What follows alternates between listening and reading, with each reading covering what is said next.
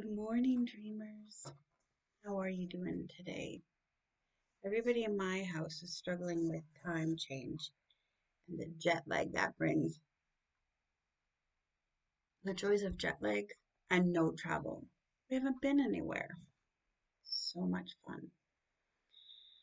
So, yeah, both kiddos today will probably be working from home because they're just uh, too exhausted to even move. One of the things that is making my mind a little tired is thinking about hope. The word hope dropped in my lap last week and I have been mulling it over. Hope. And when I hear hope, lots of things come to my mind. One of them is a beloved poem by Emily Dickinson. Hope is the thing with feathers. And hope is likened to a bird in the middle of a storm. It's steady, it sits on the shoulder of the one who has it.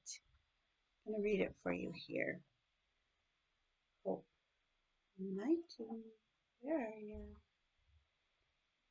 All her poems are numbered, which is really cool. They're not page numbers. Should really look these things up. Hope is a thing with feathers that perches on the soul and sings the tune without the word and never stops at all.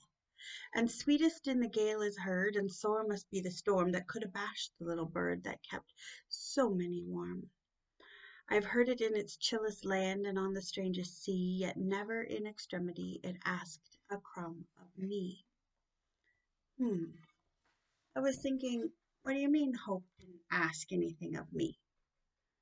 I'm in the middle of a place of hope right now. I'm hoping for something.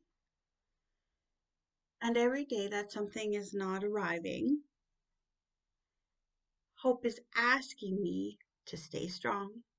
Hope is asking me to keep hoping for something that's never going to come. So what do you mean hope doesn't ask something of me? Come on, Ms. Dickinson. How can you be so ignorant to think that hope doesn't ask something of you? And then I realized, what have I been doing to try to make my hope, my dream, come true? Am I able to sit in it and just enjoy the dream, enjoy the wait? Or am I pressured by the wait? Am I pressured by the hope that is a dream? Interesting. All of these thoughts swirl around my head at night. And so I'm waking up to them this morning, and you get to share them with me. Thank you for sharing them with me. And if they touch me, then maybe they will touch you. Because here's another one, another poem, but is a prayer. It is from the collection that Sarah Bessey made of many different authors, poems, essays, and prayers. And it's called A Psalm of Possibility, and it's by Reverend Gail Song Bantam, which is interesting because it sounds like she's named after the thing with feathers in the middle of a storm, singing the song but not the lyrics. Reverend Gail Song Bantam. God, creator, hoverer, the thing with feathers. You speak and we form, you breathe life and we awake. You said it is good and we believe. God. The Red Sea before us shouting impossibility. They say we can't, we shouldn't, and we wouldn't. Words seeded from our youth, the limits and the lies. There must be truer truths in us to confound, resist, defy. Created from nothing, said something, made everything. This God. The Lord will fight for us, so we need only to be still. Still our soul, stand out loud, trusting that God is El Roi, God who sees, bears witness to a name. At her sound, whatever it is, leaps, demands possibility. Emmanuel, God with us, for us, within us, God.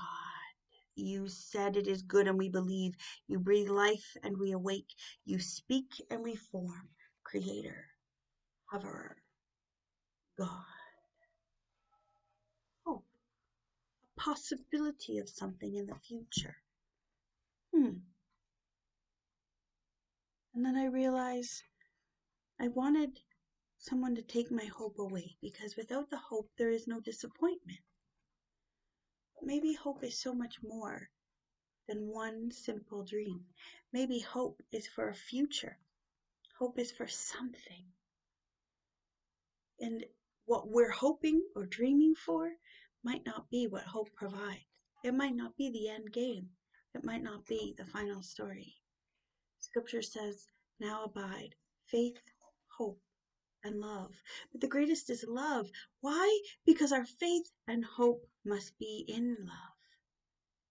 The love that is the Almighty Creator. We've been created to dream and we've been created to hope. So let's not put that aside today. Let's keep hoping. Even when things seem bleak and even when there is a storm and we say, if only I didn't have to hope, then I wouldn't have to feel. We're made to feel. We're made for something great. So keep hoping and remember that what it is you hope for might not be what is provided. And that's okay. So look around for the blessings that seem unreal to you. Stop focusing on that one thing and making it the be all and end all.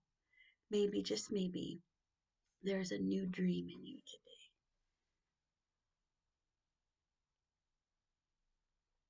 Sweet dreams.